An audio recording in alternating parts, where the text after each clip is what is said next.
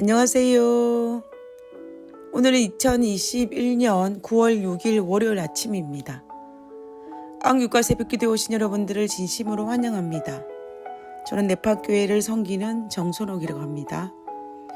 먼저 기도드리고 오늘 교과 내용을 살펴보도록 하겠습니다. 기도하겠습니다. 하늘에 계신 저희들의 아버지, 하나님께서 오늘 이 아침에 하나님을 만나는 특권 허락하여 주시고 또 하나님을 통하여서 새로운 힘과 또 하나님을 향한 마음을 허락하여 주시옵소서. 그래서 우리가 날마다 하나님을 바라보고 날마다 그리스도의 희생을 생각하며 격결로 가지 아니하고 하나님 안에서 거듭난 그리스도인의 삶을 살 수 있도록 도와주시옵소서. 오늘 하루의 삶도 하나님과 동행하는 하나님께서 허락하신 산 제사를 드릴 줄 아는 그런 그리스도의 삶을 살 수 있도록 도와주시옵기를 거룩하신 예수님 이름으로 기도드렸습니다. 아멘. 예, 감사합니다. 이번 주는 제11과 더 많은 것을 갈망함이라는 주제를 가지고 살펴보고 있습니다. 월요일 소지의 제목은 의식과 희생제도입니다. 우리는 1월 소지를 통해서 출애굽한 이스라엘 백성들이 가나안 땅에 들어가는 모형을 통하여서 하늘 가나안을 향하여 가고 있는 우리들의 상황에서 어떻게 안식을 누릴 수 있는지를 살펴보았습니다. 그러면 오늘은 구약시대의 의식과 희생제도 속에서 우리를 위해 속죄 제물이 되신 예수님의 사역을 살펴보도록 하겠습니다. 어느 나라 왕이 하루는 똑똑하다는 사람들, 즉 현인들을 모아놓고 명령을 내렸습니다. 모든 백성들이 다 잘 살 수 있는 성공의 비결을 적어오라는 내용이었습니다. 똑똑한 사람들은 열심히 연구를 하고 토론을 하여 국민들이 다 잘 살 수 있는 비결을 12권의 책에 적어 왕에게 바쳤습니다. 그러자 왕은 12권이나 되는 책을 백성에게 다 나누어 읽게 할 수 없다고 이야기하면서 간단하게 줄여오라고 명령하였습니다. 그러자 현인들은 그것을 6권으로 줄였다가 그것도 거절을 당하자 또 2권으로 대폭 줄여서 왕에게 바쳤습니다. 그러나 왕은 그래도 길다고 하여 마침내 한 권의 책으로 줄이게 되었습니다. 그런데 왕은 그것마저도 만족하지 못하고 더 줄여오라고 명령하였습니다. 현인들은 그 한 권의 책 중에서 가장 중요한 부분을 간추려 한 페이지의 글로 요약했습니다. 왕은 또 고개를 옆으로 저으면서 못마땅해했습니다. 현인들은 그 중에서 가장 핵심적인 부분을 적어 왕에게 다시 바쳤습니다. 그때서야 왕은 그래, 바로 이거야 라고 흡족해 했다고 합니다. 그 한마디가 어떤 말인지 아십니까? 백성들이 다 잘 살 수 있는 비결, 그것은 바로 공짜는 없다라는 말입니다. 공짜는 없습니다. 우리가 구원받는 것도 마찬가지입니다. 우리가 구원을 받는 것도 오직 그리스도의 보혈의 대가로 주어진 것이지 절대로 공짜가 아닙니다. 우리는 이 사실을 실물 교훈을 통해서 알려주기 위해서 레위기에서 구약의 의식과 희생 제도를 통하여 즉 제사 제도를 알려주었습니다. 그들은 자신의 죄를 용서받기 위해서는 반드시 자신을 대신하여 제물이 필요함을 알았고 자신의 죄가 사함을 받기 위해서는 자기 대신에 제물되는 양이 죽어야만 한다는 것을 알았습니다. 자신의 죄를 용서받기 위해서는 공짜가 없다라는 것입니다. 제물이 필요했습니다. 그리고 우리의 죄를 용서받기 위해서 제물의 실체이신 예수님의 대속이 필요하다는 것을 그들은 구약의 의식과 희생 제도를 통하여서 알았습니다. 그것을 알려준 것이 바로 구약의 제사 제도입니다. 레위기 4장 32절에서 35절에 그가 만일 어린 양을 속죄 제물로 가져오려거든 흠없는 암것을 끌어다가 그 속죄제 제물의 머리에 안수하고 번제물을 잡는 곳에서 속죄 제물을 잡을 것이요. 제사장은 그 속죄 제물의 피를 손가락으로 찍어 번제단 뿔들에 바르고 그 피는 전부 제단 밑에 쏟고 그 모든 기름을 화목제 어린 양의 기름을 떼낸 것 같이 떼내어 제단 위 여호와의 화제물 위에 불사를 지니 이같이 제사장이 그가 범한 죄에 대하여 그를 위해 속죄한즉 그가 사함을 받으리라. 이스라엘 백성들은 자신의 죄가 사함을 받기 위해서는 흠없는 어린 양이 피를 흘리는 모습을 지켜보아야만 했습니다. 죄지은 자신이 속죄받기 위해서는 반드시 자기를 대신하여 흠없는 어린 양이 죽어가는 모습을 지켜보았습니다. 이 속죄 제사는 시대를 거쳐서 이스라엘 백성들에게 실물 교훈이 되었습니다. 하나님께서는 제사 제도를 통하여서 자신의 죄를 대신하여 죄 없는 누군가의 대속이 필요하다는 것을 강력하게 가르쳐 주셨습니다. 침례요한은 예수님을 가리켜 보라 세상 죄를 지고 가는 하나님의 어린 양이라고 하였습니다. 이 말의 의미는 구약의 제사 제도에 대해서 알고 있었던 침례요한이 예수님의 피가 세상의 모든 죄를 대속할 수 있는 흠없는 어린 양이라는 의미입니다. 그리고 예수님의 수제자였던 베드로 역시 예수님을 세상 죄를 대속한 흠없는 어린 양으로 우리에게 소개하고 있습니다.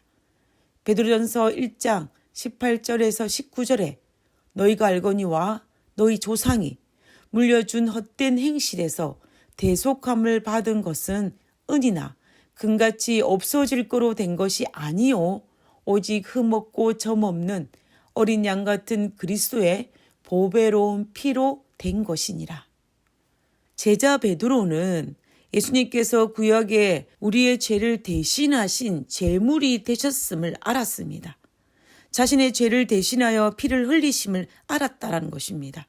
그래서 흠없고 점없는 어린 양 같은 그리스도를 보배로운 피라고 우리에게 이야기하고 있었던 것입니다.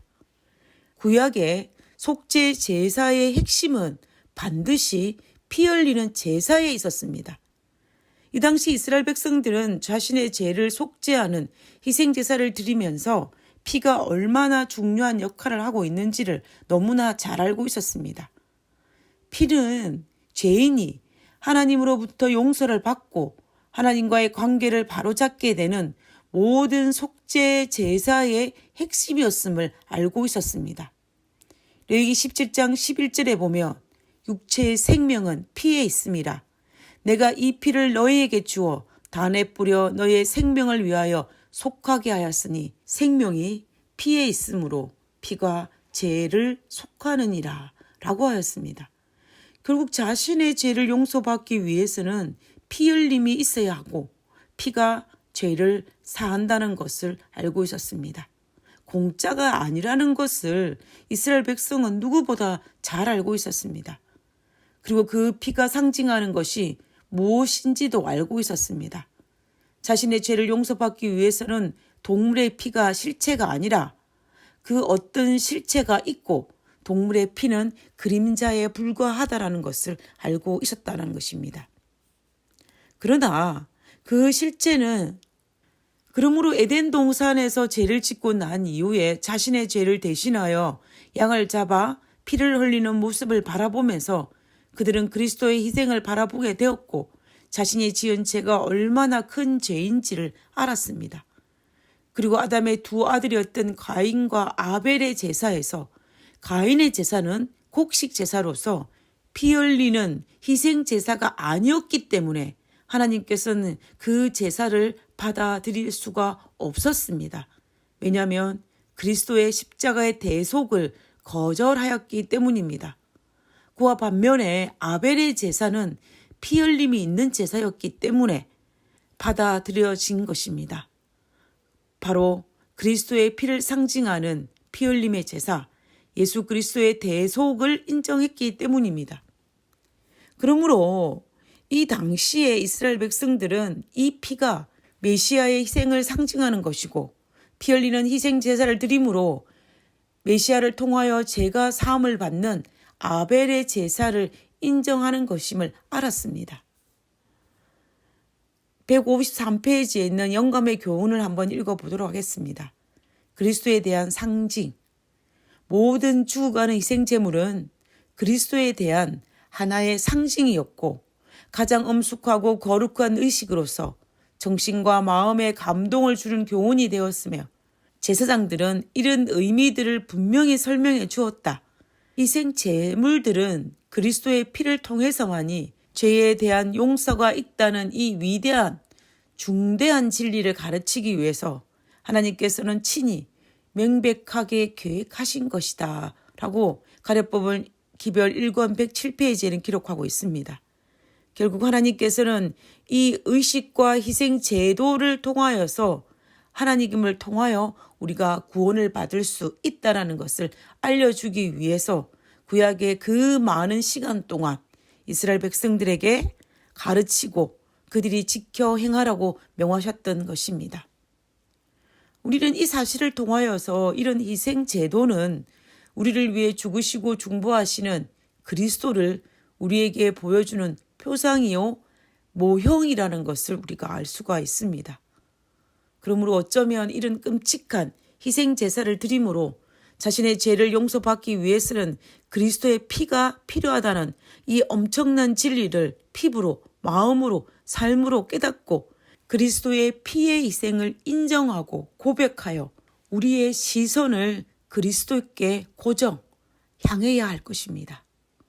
그리고 무심코 쉽게 가볍게 짓는 죄가 그리스도의 생명의 피를 통하여서 사함을 받을 만큼 크다란 죄라는 것을 우리가 깨닫는다면 우리는 결코 쉽게 죄를 범하지는 않을 것입니다. 우리는 우리의 죄를 사하기 위하여 이 땅에 오신 예수님을 바라볼 때, 그리고 우리의 죄를 사하기 위하여 십자가에 달려 돌아가심으로 피 흘리셨음을 바라볼 때, 우리의 죄를 사하기 위해서 우리의 죄를 중보하시는 하나님의 모습을 바라볼 때에 우리는 하나님께 감사할 수밖에 없는 것입니다. 그리고 예수님께 순종할 수밖에 없는 것입니다. 그리고 우리 하나님을, 우리의 예수님을 사랑할 수밖에 없습니다. 이 사실을 알고 감동을 받은 히브리서 저자가 이렇게 고백하였습니다. 히브리서 12장 2절에 믿음의 주요 또 온전하게 하시는 이인 예수를 바라보자. 그는 그 앞에 있는 기쁨을 위하여 십자가를 참으사 부끄러움을 개의치 아니하시더니 하나님 보좌 우편에 앉으셨느니라.